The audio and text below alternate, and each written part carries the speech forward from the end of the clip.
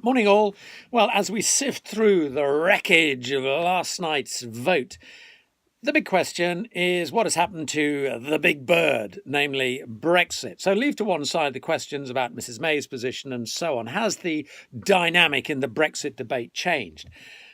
I think it maybe has, in this sense that many MPs clearly believe the consequence of last night's vote is it has provided them with a way of constraining Mrs May's approach to the negotiations, because they believe they can now demand a vote before she signs off on any deal. Secondly, there's likely to be a second defeat for the government next week over Mrs May's hope of setting a fixed date for our departure of March the 29th, 2019. What that means is if we're running up against the buffers, you could now say, whoops, could we have a bit more time, please? In other words, that, it is argued, would avoid the danger of no deal. But perhaps the biggest change, I think, is in terms of mood.